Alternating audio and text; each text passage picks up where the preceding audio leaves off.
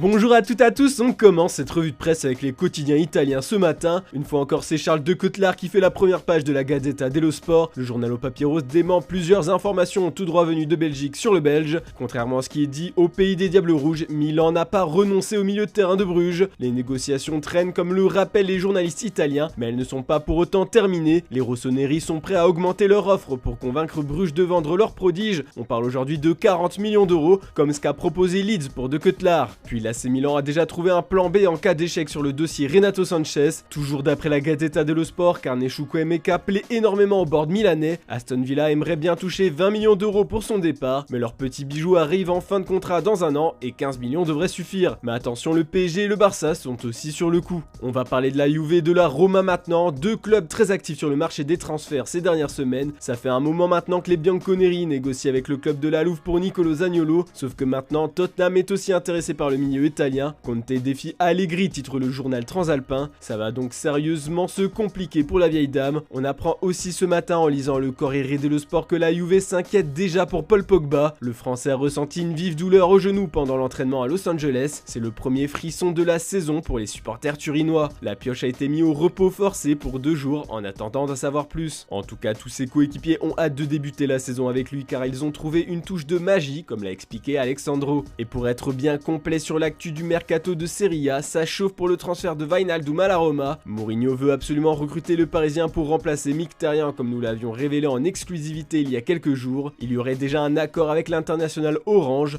Wijnaldum devrait être prêté aux Romains. Le président du club de la Louve et le board parisien négocient encore en ce moment le partage de la prise en charge du salaire qui est de 9 millions d'euros par an. En parlant du PSG, ça coince toujours pour le transfert de Milan Skriniar. Les exigences de l'Inter sont jugées déraisonnables par les dirigeants parisiens pour un joueur à qui il reste 1 an de contrat d'après l'équipe. Les Interistes réclament 70 millions d'euros pour le défenseur. Paris continue d'y croire mais n'est à ce jour pas disposé à le signer tant que son prix ne baisse pas. Surtout que du côté des Lombards, on pense même à prolonger le Slovaque maintenant. Par contre, tout se passe pour le mieux en ce qui concerne Renato Sanchez. Le PSG espère boucler rapidement son transfert pour que le Portugais soit à la reprise de l'entraînement au camp des Loges en milieu de semaine. Allez, on part en Espagne maintenant. Le Classico disputé hier matin fait encore les gros titres au pays de l'Aurora. Pour rappel, le Barça a battu 1-0 le Real grâce à un but de Rafinha, mais on va plutôt s'intéresser au mercato. Comme on l'a vu dans la revue de presse d'hier, Barcelone est chaud pour rapatrier Lionel Messi. Ce sont les dernières déclarations de Joan Laporta qui a mis le feu aux poudres, et dernièrement c'est Xavi qui est sorti du silence, de quoi remettre de l'huile sur le brasier. Comme on peut le lire dans Sport, il aurait demandé la signature de Messi pour l'été 2023. Le coach espagnol considère que Messi est l'élément clé dans la reconstruction du Barça qu'il a entamé depuis son arrivée sur le banc du Camp Nou. Le quotidien précise que les Blaugrana s'activent en ce moment même sur cette idée soufflée par Xavi. Messi de son côté est concentré à 100% avec le Paris Saint-Germain cette saison. Les Parisiens pourraient rapidement réagir à cette rumeur. Enfin, le Barça est toujours prêt à recruter Jules Koundé. On va rentrer dans la dernière ligne droite de son transfert, nous explique Mundo Deportivo. Le club catalan et le FC Séville sont proches de trouver un accord pour le transfert du français. Les Blaugrana paieront 50 millions d'euros plus 10 millions d'euros de bonus pour leur cible prioritaire actuelle. Du côté de Madrid, c'est surtout le futur de Cristiano Ronaldo qui fait réagir. Hier, la presse anglaise a annoncé que Manchester United s'est préparé à le laisser partir en prêt. L'Atlético de Madrid serait le club le plus proche de le signer cet été. Ce matin, Marca a expliqué les raisons pour lesquelles la signature du Portugais est difficile. Entre autres, le quotidien donne les clés pour que l'Atlético arrive à le recruter. Tout d'abord, le salaire est pour le moins colossal, mais son impact commercial pourrait permettre d'équilibrer les comptes. Surtout qu'il est prêt à baisser ses émoluments actuels. Mais en vrai, ce qui coince, c'est son statut de légende au Real, et il est souvent allé au clash avec les supporters colchoneros. Forcément, trahir la Casablanca, ce serait terrible pour CR7. Direction l'Angleterre maintenant, Chelsea fait la une des tabloïds anglais. Les Blues se sont fait humilier hier contre Arsenal en finale de la Florida Cup 4-0. Ce résultat contre des rivaux a fait enrager Thomas Tuchel. Ce matin, le Daily Mirror catégorise la situation des Blues d'enfer avec un jeu de mots. En fait, malgré les arrivées de Raheem Sterling et Kalidou Koulibaly, Thomas Tuchel est déçu du mercato de Chelsea pour l'instant. Surtout que 5 stars sont encore susceptibles de partir, ce qui va encore plus les affaiblir. Comme on peut le voir dans les pages sport du Daily Star, le capitaine César Azpilicueta et le latéral gauche Marcos Alonso veulent tous deux rejoindre le FC Barcelone. L'ailier Hakim Ziyech est désireux d'aller à l'AC Milan, tandis que Timo Werner et Christian Pulisic ont clairement exprimé leur désir d'avoir plus de temps de jeu. Clairement, Thomas Tuchel s'inquiète pour le futur du club. Nous ne sommes pas prêts à défier City et Liverpool, a déclaré le coach allemand en conférence de presse. Voilà, c'est tout pour ce lundi. Comme d'habitude, on se retrouve demain matin pour une nouvelle revue de presse.